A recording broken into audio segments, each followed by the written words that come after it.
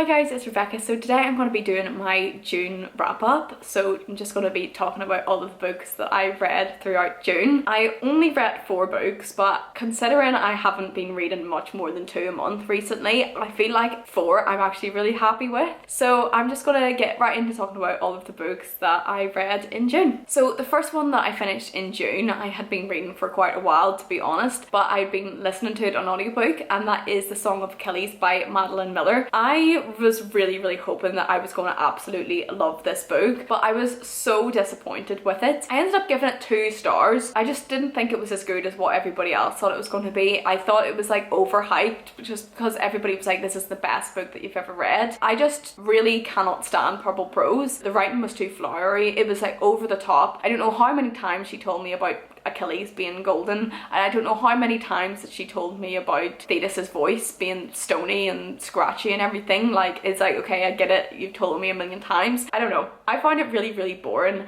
I'm not gonna like go off on one or like say that it's absolutely terrible, because I felt like a lot of it was just my personal preference, but I really didn't enjoy it. I was really bored by it, but I understand how other people can love it. I understand a lot of people love Patroclus. I'll just do like a brief description of The Song of Achilles because I know how popular it is, so people have probably heard a description a million times. It's basically imagining Achilles and Patroclus's relationship, like reimagining it. Apparently it was believed that it was possible that it was meant to have been that Achilles and Patroclus were in a gay relationship even in the Greek myths, and I think that people think maybe that was kind of removed from history and taken out of the narrative. So essentially Madeline Miller is imagining how their romance would have developed and what their relationship would have looked like, which is such an amazing like concept. I was like so intrigued by the concept, but unfortunately just the story as a whole just felt quite flat for me, and I just didn't really enjoy it. Overall, I am glad at least that I can say that I've read it. The next one that I read was actually on Kindle, and it was Icebreaker by Hannah Grace. That one I gave 2 stars. Enjoyed reading it a lot more than Song of Achilles, but I just felt like, to be completely honest, the writing is just really poor. I would say it's like closer to like a 2.5, just because I really did like enjoy reading it in some parts, just because it was like kind of fun. It's basically about a girl who's a figure skater at university, and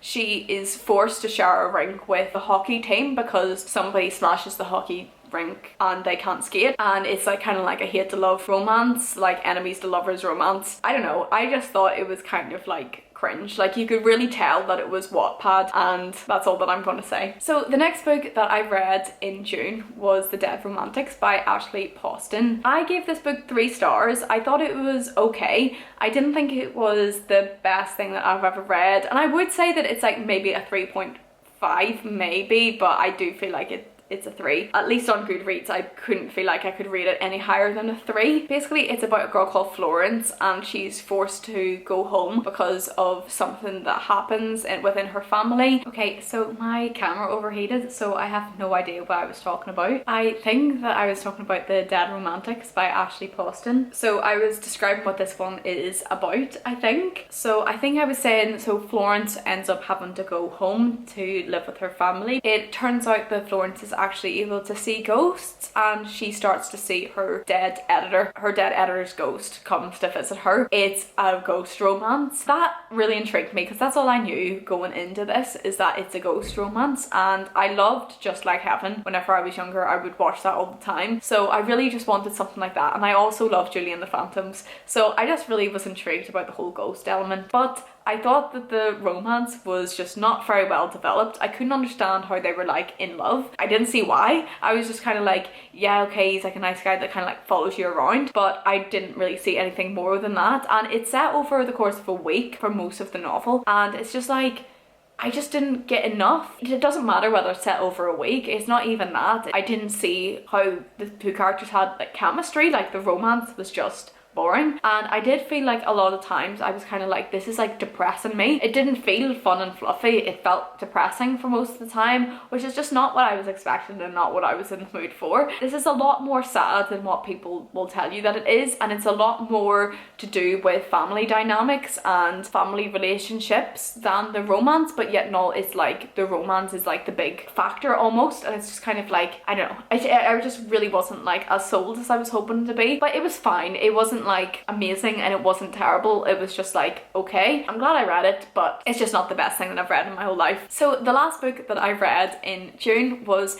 Honey and Issue's Guide to Fake Dating. This is such a good book. This is so much fun. I am so glad that I read it. I was so nervous to read it. I'd kind of been, not putting it off, but I was nervous to read it because it's YA and I just haven't enjoyed a YA book in I don't know how long. So this was like so refreshing. It was so cute. It's so well written. It's so much fun. The romance is amazing. The characters are so nice and cute and I just loved this book. It was so much fun. So I think it's maybe easiest if I just read out the back because it's quite a short description. So I'll read this out. So it's easygoing and popular. Honey Can has it all until she comes out as bisexual and her friends don't believe her. An academic overachiever, Issue Day has a lot to prove, but her shotted head girl relies on being popular. Their solution? Pretend to be dating, even though they hardly know each other and definitely don't like each other. But as they get closer, things get messy. Can two Bengali girls find happily ever after even when the odds are stacked against them? So this was like so good. It was just, it's like enemies to lovers kind of, but also fake dating. I loved it. It was like classic plot, classic trope,